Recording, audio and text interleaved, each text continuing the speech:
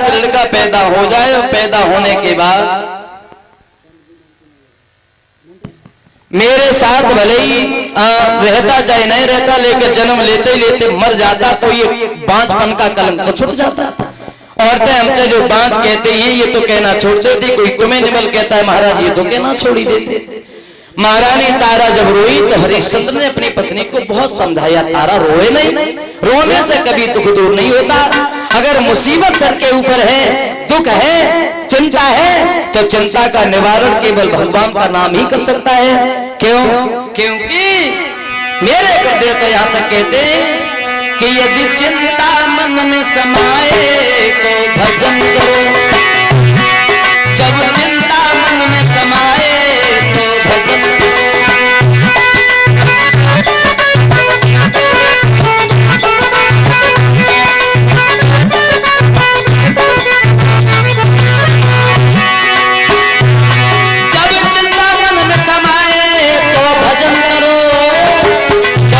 समझ नहीं आए तो भजन करो, कोई राह समझ नहीं आए तो भजन करो।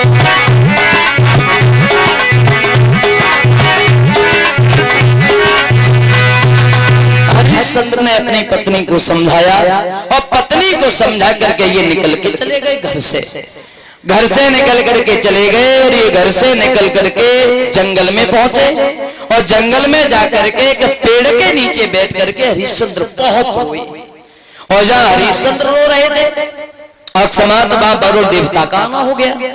और जब वरुण देवता ने हरिश्चंद्र को रोते हुए देखा तो सवाल कर दिया, महाराज हरिश्चंद्र तुम तो राजा हो, और जब राजा होकर के भी तुम आंसू बहा करके जी रहे हो, जब तुमने अपने आंसू अपने हाथ से नहीं पहुंच पाए तो तुम प्रजा के लोगों के आंसू क्या पहुंचोगे महाराज, खाए करो।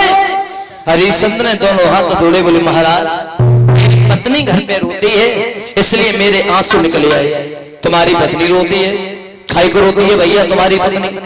बोले मेरी पत्नी की ये इच्छा है कि मेरे घर में कोई पुत्र पैदा हो जाए और पैदा होने के बाद भले ही वो मर जाए तो हमें कोई कष्ट नहीं था, कोई दुख नहीं था महाराज, हम कभी जिंदगी में नहीं रोते। वही वाली बात पकड़ ली वरुण ने हरिश्चंद्र की, गए हरिश्चंद्र लड़का पैदा हो जाए और पैदा होने के बाद वो मर जाए तो तुम रोगे तो नहीं? बोले महाराज हम काहे को रोएंगे, हम तो बिल्कुल नहीं रोएंगे, लड़का पैदा हो जाए, पैदा होने के भले ही तुरंत बाद मर जाए, हमें कोई कष्ट नहीं, कोई परेशानी नहीं।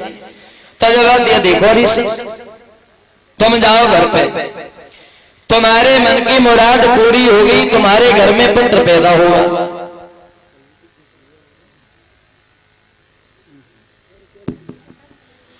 और जब तुम्हारे घर में पुत्र पैदा हो जाए तो बच्चे को गोद में लेकर के खूब खुशियां मना लेना।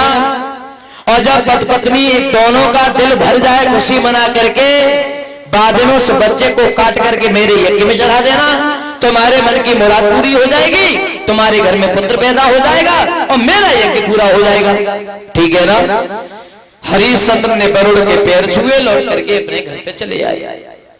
लौट करके घर पर चले आए, धीरे धीरे धीरे धीरे समय व्यतीत होता चला गया। समय जब व्यतीत हुआ तो वरुण देवता की कही गई बात इनके घर में सत्य हुई। इनके घर में इनकी पत्नी तारा के गर्भ से एक बहुत सुंदर बच्चे का जन्म हो गया।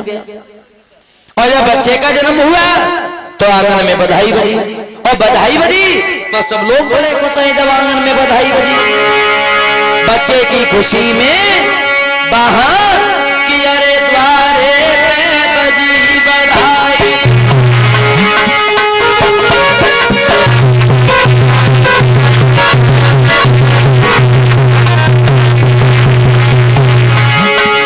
अरे यमन में बजी बधाई, राजा वो है खुशी मनाई।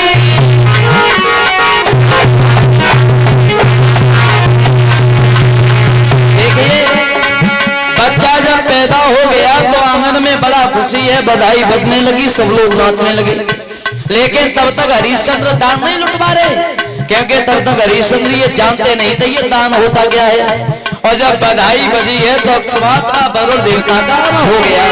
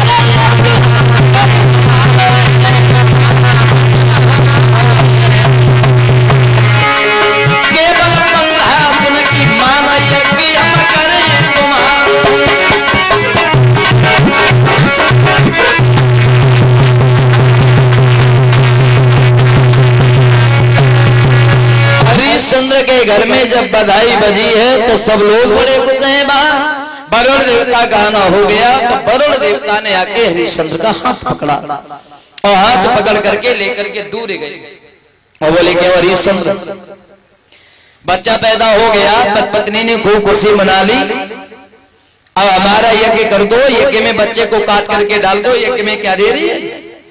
तो हरिश्चंद्र झूठ बोले गए और हरिश्चंद्र ने एक बात कही है कि प्रभु, जिस माँ ने उस बच्चे को जन्म दिया है वो माँ इतनी जल्दी उस बच्चे के मरने के लिए नहीं देगी, अभी नहीं, 15 दिन के बाद तुम आना, तब हम तुम्हारा यज्ञ करेंगे, 15 दिन के बाद। वरुण देवता ने जवाब दिया, भैया कोई बात नहीं, 15 दिन के बाद यज्ञ कर देना। अब वरुण देवता तो चले गए। अब वरुण देवता जब चले गए, धीरे धीरे समय व्यतीत हुआ, 15 दिन व्यतीत हो गए और जब 15 दिन व्यतीत हो गए तो वरुण देवता को कहाँ चैन था, वरुण देवता फिर चले आए और वरुण ने आके हरिश्चंद्र से एक बात कही, क्यों महाराज, अब तो भैया 15 दिन व्यतीत हो गए, अब तो यज्ञ कर दो। तो हरिश्चंद्र दोबारा झूठ बोले गए।